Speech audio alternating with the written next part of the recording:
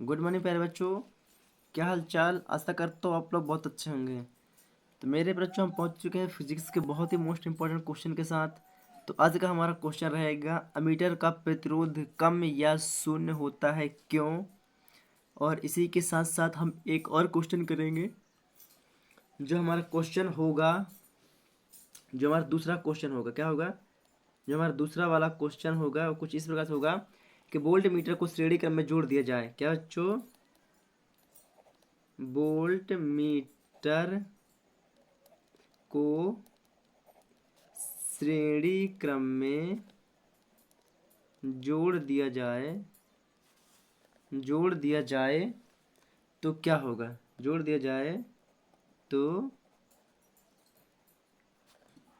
क्या होगा? ये हमारे दो क्वेश्चन रहेंगे। क्या? अमीटर का प्रतिरोध कम या शून्य होता है क्यों? और दूसरा क्वेश्चन रहेगा, वोल्ट मीटर को श्रेणी क्रम में जोड़ दिया जाए तो क्या होगा? हम बात करेंगे पहले वाले क्वेश्चन की कि अमीटर का प्रतिरोध कम या शून्य होता है क्यों, है ना। तो हम बात करेंगे किसका? पहले वाले का उत्तर की बात करेंगे, है ना। पहले वाला उत्तर क्या है कि अमीटर का प्रतिरोध कम या शून्य होता है क्यों? अमीटर का प्रतिरोध कम या शून्य होता है क्यों? इससे पहले अगर आप लोग हमारे रिस्क स्टडी यूट्यूब चैनल पर नए हैं तो फटाफट चैनल को सब्सक्राइब करके बेल आइकन को दबा लें, ताकि आने वाली वीडियो की नोटिफिकेशन आप लोग को मिलती रहे, है ना। और अगर आप लोग हमारे पुराने स्टूडेंट हैं तो फटाफट वीडियो को शेयर कर दीजिए, है ना।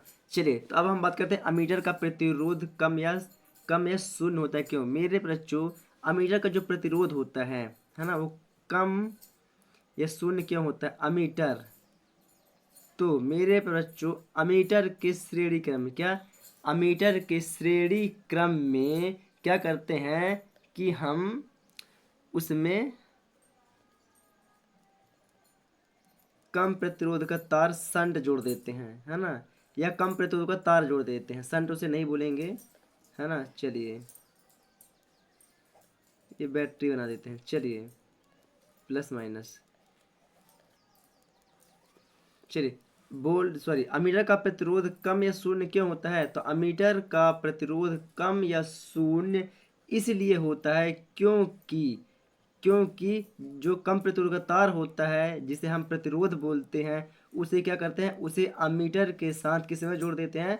श्रेणी क्रम में जोड़ देते हैं। किस में जोड़ देते हैं? उन्हें श्रेणी क्रम में जोड़ देते हैं। जब हम श्रेणी क्रम में जोड़ देते हैं तो जो हमारा अमीटर का प्रतिरोध होता है वो क्या होता है? कम हो जाता है। क्या होता है? कम हो जाता है। ये प्रतिरोध है हमारा, अमीटर के साथ किस में जोड़ दिए? श्रेणी क्रम में जोड़ दिए, तो क्या होगा? इसका जो मान होता है क्या हो जाता है? कम हो जाता है, एक पे शून्य हो जाता है। क्या होता है? एक पे शून्य हो जाता है। क्यों? क्योंकि हम प्रतिरोध को अमीटर के श्रेणी क्रम में जोड़ देते हैं, है ना। अमीटर के प्रतिरोध को श्रेणी क्रम में जोड़ देते हैं तो इसका प्रतिरोध कम या शून्य हो जाता है। तो आशा करता हूँ आप लोग इसे समझ गए होंगे प्रॉपर तरीके से, है ना। सिंपल है ना। अमीटर का प्रतिरोध कम या शून्य होता है क्यों? क्योंकि अमीटर के श्रेणी क्रम में हम प्रतिरोध को जोड़ देते हैं, किसी में श्रेणी क्रम में जोड़ देते हैं। इसकी वजह से हमारा क्या होता है? प्रतिरोध शून्य होता है या बहुत कम होता है। चलिए, ये हो गया पहले का आंसर। अब बात करते हैं दूसरे का आंसर। आप लोग वीडियो के अंत तक बने रहे, है ना। हम दोनों का आंसर आप लोग को अपने नोट्स कॉपी में दिखाएंगे, जिससे आप लोग अपनी नोट्स कॉपी में लिख सकेंगे। चलिए, दूसरा क्वेश्चन क्या है हमारा कि वोल्ट मीटर को श्रेणी क्रम में जोड़ दिया जाए तो क्या होगा?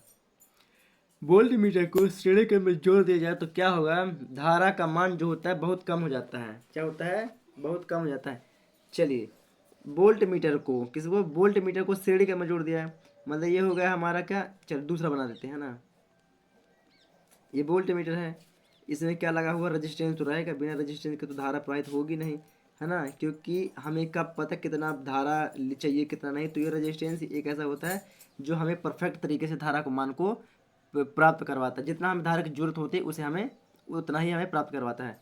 चलिए, थोड़ा सा बैटरी नहीं बना है ना, कोई दिक्कत नहीं। तो क्या होगा बच्चों? अब वोल्ट मीटर को श्रेणी क्रम में जोड़ दिया जाए तो क्या होगा? तो वोल्ट मीटर को यदि श्रेणी क्रम में जोड़ दिया जाए तो धारा का मान बहुत कम प्राप्त होता है। क्या बच्चों? धारा का मान बहुत कम प्राप्त होता है, क्योंकि इसके अंदर का जो प्रतिरोध होता है क्या हो जाता है? अनंत हो जाता है। क्या होता है? अनंत हो जाता है। तो बच्चों, यदि वोल्ट मीटर को श्रेणी क्रम में जोड़ दिया जाए तो इसके धारा का मान क्या होता है, इसके धारा का मान कम हो जाता है। धारा का मान क्या होता है, कम हो जाता है। क्यों?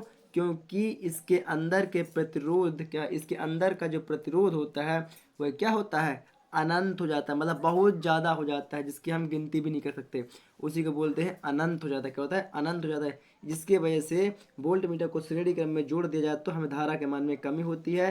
क्यों होती है? क्योंकि उसका जो आंतरिक प्रतिरोध होता है वह अनंत हो जाता है। इसलिए हमें वोल्ट मीटर को श्रेणी क्रम में नहीं जोड़ना चाहिए। क्या? इसलिए हमें वोल्ट मीटर को श्रेणी क्रम में नहीं जोड़ना चाहिए। आशा करता हूँ बच्चों आप लोग इसे समझ गए होंगे। नहीं समझे तो एक बार पुनः रिपीट के दे रहा हूँ पहले वाले क्वेश्चन को। पहला वाला क्वेश्चन क्या है कि अमीटर का प्रतिरोध कम या शून्य होता है। क्यों? अमीटर का प्रतिरोध कम या शून्य होता है क्योंकि इसके श्रेणी क्रम में प्रतिरोध को जोड़ दिया जाता है। अमीटर के श्रेणी क्रम में प्रतिरोध अमीटर के श्रेणी क्रम में प्रतिरोध को जोड़ दिया जाता है, जिसकी वजह से अमीटर का जो प्रतिरोध होता है कम या शून्य होता है। दूसरा क्वेश्चन क्या है, वोल्ट मीटर को श्रेणी क्रम में जोड़ दिया जाए तो क्या होगा। यदि वोल्ट मीटर को श्रेणी क्रम में जोड़ दिया जाए तो क्या होता है कि इसके धारा का मान कम जाता है। धारा का मान कम जाता है। क्यों? क्योंकि इसके अंदर का जो आंतरिक प्रतिरोध होता है, जो उसका मान होता है क्या होता है, अनंत होता है। क्या होता है, उसके अंदर का मान अनंत होता है। इसलिए वोल्ट मीटर को श्रेणी क्रम में नहीं जोड़ना चाहिए। तो ऐसा करता हूँ आप लोग को यह चीज़ समझ में आ गई है। अगर आप लोग को समझ में आ गई तो चलिए चलते हैं अपनी नोट्स कॉपी की ओर। तो ये रहा बच्चों हमारी नोट्स कॉपी। चलिए तो वीडियो को देखते हुए आगे बढ़ते हैं कि अमीटर का प्रतिरोध कम या शून्य होता है। क्यों? तो अमीटर का प्रतिरोध कम या शून्य होता है क्योंकि इसे श्रेणी क्रम में जोड़ा जाता है जिससे धारा का मान में कोई परिवर्तन नहीं होता। जिससे धारा के मान में कोई परिवर्तन नहीं होता है ना। थोड़ा सा मैं इसको नहीं बताया था कि इसके धारा के मान में कोई परिवर्तन नहीं होता, लेकिन इसके श्रेणी क्रम में जोड़ दिया जाता है, इसलिए क्या होता है, जो हमारा प्रतिरोध होता है उसका मान कम हो जाता है ना। चलिए दूसरा क्या है, वोल्ट मीटर को श्रेणी क्रम में जोड़ दिया जाए तो क्या होगा। वोल्ट मीटर को श्रेणी क्रम में जोड़ दिया जाए तो धारा का मान बहुत कम हो जाता है, कम हो जाता है ना। थोड़ा सा वीडियो को ऊपर की ओर स्किप कर रहा हूँ, आप लोग थोड़ा सा ध्यान दीजिएगा। चलिए धारा का मान बहुत कम हो जाता है क्योंकि इसके अंदर का प्रतिरोध अनंत होता है। क्योंकि इसके अंदर का प्रतिरोध अनंत होता है ना। तो आप लोग वीडियो को रोक के लिख लीजिएगा। चलिए आशा करता हूँ आप लोग को यह चीज़ समझ में आ गई है। अगर आप लोग को समझ में आ गई है तो वीडियो को ज़्यादा से ज़्यादा शेयर करके, लाइक करके, चैनल को सब्सक्राइब करके बेल आइकन को दबा लें। हम मिलेंगे आप लोग को एक न्यू वीडियो के साथ। तब तक के लिए जय हिंद।